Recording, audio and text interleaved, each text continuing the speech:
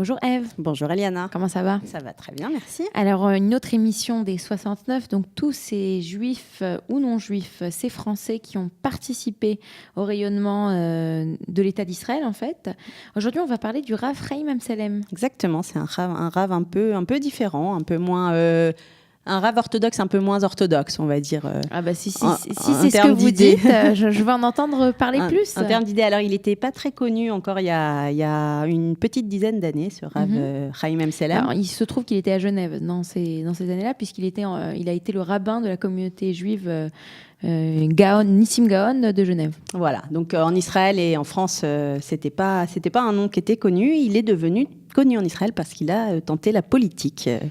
Chaim Amsalem, et il est rentré au parti du Chasse. Le parti du Chasse, donc le parti religieux israélien. Séfarade religieux. Très important de le notifier que c'est le parti séfarade. Alors il aurait pu être au parti du Chasse sans être pour autant très connu, le Rav Amsalem, sauf que il a fait entendre une voix différente des dirigeants du Chasse. Disons qu'il s'est fait évincer du Chasse, pour être plus précis. Il s'est fait évincer du Chasse parce qu'il avait un discours qui n'a pas plu et qu'il a osé tenir tête aux dirigeants de son parti, en revendiquant, disons, une certaine souplesse sur certains sujets. Absolument. C'était plutôt un rabbin modéré, on va dire, modéré en termes des idées par rapport au judaïsme, aux règles du judaïsme. Alors, si on écoute le Rav Amsalem, lui, il ne va pas dire qu'il est modéré, il va dire qu'au contraire, il présente un judaïsme séfarade. C'est ça sa grande phrase. Il va dire que le judaïsme orthodoxe d'aujourd'hui, c'est un judaïsme orthodoxe qui n'est pas séfarade, qui est totalement ashkénaze, et que lui, au contraire, il a une ouverture. Il a cette ouverture, c'est pas une nouveauté, mais c'est la continuité de la massorette, de la tradition séfarade. C'est ce qu'il dit lui, mais de fait, les laïcs l'aiment bien, et les orthodoxes sont assez agacés par son discours. Certains, si on peut dire ça. Il y a beaucoup de gens qui l'aiment beaucoup, en fait. Il y a beaucoup de gens qui sont très contents d'entendre une ce autre son de voix. cloche. Alors, on va voir peut-être un peu plus tard sa position, notamment très connue sur les conversions. Donc, lui, il appelle à une politique de conversion beaucoup plus large, beaucoup plus détendue que celle du grand rabbinat d'Israël. Mais alors, en attendant, on va juste faire un point. Donc, il est évincé du parti du Chasse en 2010, je crois. Et il va rejoindre Beit HaYehudi. Bien plus tard. Par contre, il ne va pas être élu à la Knesset. Il aura fondé son mouvement entre-temps. Son mouvement de Amsalem qui n'a pas réussi à faire rentrer à la Knesset. Et dernièrement, il a dit qu'il rentrait donc au mouvement et qu'il rentrait dans le parti de Beit HaYehudi. Alors, en fait, le Rav Amsalem aussi, il est très connu parce qu'il a écrit de nombreux ouvrages. Il en a écrit 2 en tout cas, sur tout ce qui touche à Zera Israël.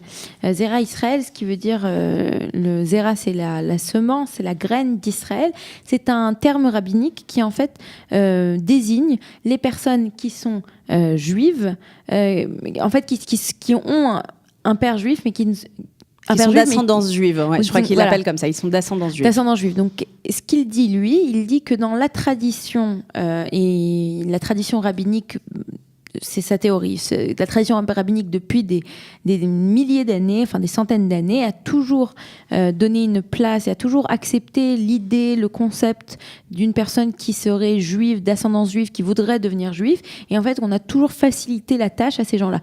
Et lui, il prend ce concept et il applique ce concept bien aux juifs russes. Notamment dans l'armée, qui font leur service militaire pour Israël. Il dit, par exemple, quelqu'un qui serait prêt à se faire tuer pour le peuple juif, donc un soldat qui est dans l'armée israélienne, qui est prêt à se faire tuer, en fait, c'est comme s'il acceptait sur lui le joug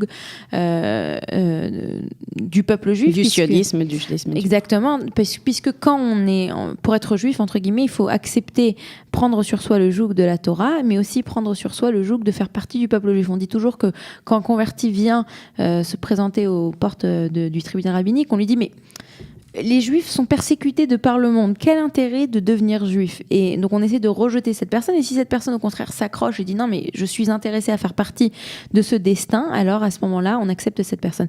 Et donc en fait c'est la même histoire avec le Rav Amsalem. Il dit ces jeunes qui rentrent dans l'armée. Alors oui, il faut dire que les conversions, si je dis pas de bêtises, il y a peut-être une dizaine d'années en Israël, des jeunes Russes notamment, dont la mère n'était pas juive et qui faisaient leur service militaire, étaient beaucoup plus faciles qu'aujourd'hui. Je crois qu'il y a un durcissement assez important de ces conversions. C'est vraiment un sujet un peu plus compliqué. Surtout, il y a eu des conversions qui avaient été faites, qui ont été annulées. Est-ce qu'on a le droit d'annuler des conversions? C'est toute une autre question et tout un autre problème. Mais donc lui, le Rav Amselem, justement, il a toujours eu des positions beaucoup plus souples que le rabbinat d'Israël. Et encourageante aussi. Il cherche à être vraiment à l'écoute et aller vers les autres. Alors simplement, peut-être avant de se quitter, un point sur ces propositions au Rav Amselem, pas uniquement en termes de conversion.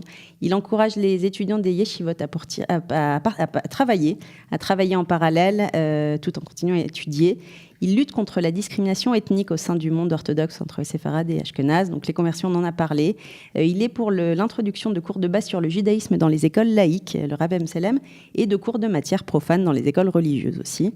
Il est pour le rapprochement de toutes les couches de la population israélienne, ce qui n'est pas anodin en Israël comme position. Et il est pour la séparation surtout du politique et du religieux. Et enfin, il cherche à développer une vision positive de l'État. De la communauté orthodoxe. Voilà. Donc voilà, c'est le Rav Amselem qui est quand même une figure qu'il faut suivre du regard, peut-être...